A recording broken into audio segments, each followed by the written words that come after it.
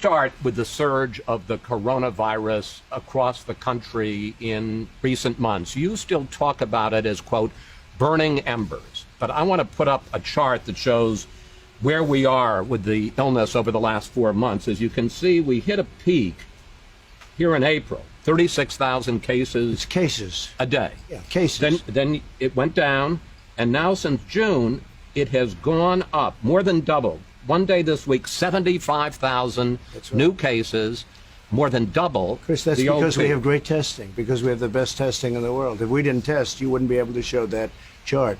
If we tested half as much, those numbers would be down. But this isn't burning embers, sir. This is a forest fire. But I don't say. I say flames. We'll put out the flames, and we'll put out, in some cases, just burning embers. We also have burning embers. We have embers, and we do have flames. Florida became more flame-like, but it's going to be under control. And you know, it's not just this country, it's many countries. We don't talk about it in the news. They don't talk about Mexico and Brazil and still parts of Europe, which actually got hit sooner than us, so it's a little ahead of us in that sense. But you take a look, why don't they talk about Mexico, which is not helping us? And all I can say is, thank God I built most of the wall, because if I didn't have the wall up, we would have a much bigger problem with Mexico. But, sir, we have the 7th highest mortality rate in the world. Our mortality rate is higher than Brazil. It's higher than Russia. And the European Union has us on a travel ban. Yeah, I think what we'll do, well, we have them on a travel ban too, Chris. I closed them off. If you remember, I was the one that did the European Union very early. But when you talk about mortality rates, I think it's the opposite. I think we have one of the lowest mortality rates in the world. We're going to take a look. We had 900 deaths on a single day. We will take a look. This week. Ready? You can check it out. Could you please get me the mortality rate? Yeah. Kaylee's right here. I heard we have one of the lowest, maybe the lowest mortality rate anywhere in the world. You have the numbers, please? Because I heard we had the best mortality rate.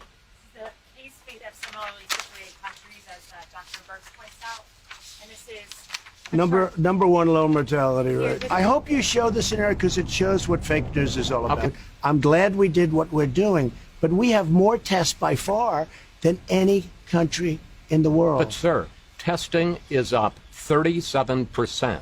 Well, that's good. I understand. Cases are up 194%. It isn't just that testing has gone up, it's that the virus has spread. The positivity rate has increased. The virus is worse than it was. Many of those cases are young people that would heal in a day. They have the sniffles, and we put it down as a test.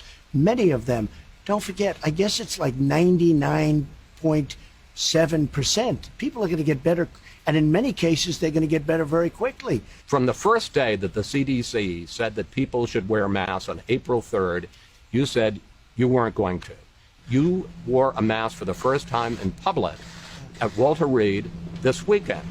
Question, the CDC says if everybody wore a mask for 4 to 6 weeks, we could get this under control.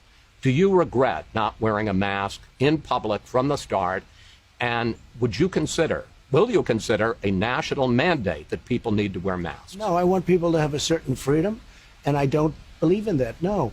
And I don't agree with the statement that if everybody wear a mask, everything disappears. Hey, Dr. Fauci said don't wear a mask. Our Surgeon General, terrific guy, said don't wear a mask. Everybody was saying don't wear a mask. All of a sudden, everybody's got to wear a mask. And as you know, masks cause problems too. With that being said, I'm a believer in masks. I think masks are good. But I leave it up to the governors. Many of the governors are changing. They're more mask into. They like the concept of masks, but some of them don't agree. I do say this. Schools have to open. Young people have to go to school. And there's problems when you don't go to school, too. And there's going to be a funding problem, because we're not going to fund, when they don't open their schools, we're not going to fund them. We're not going to give them money if they're not going to school.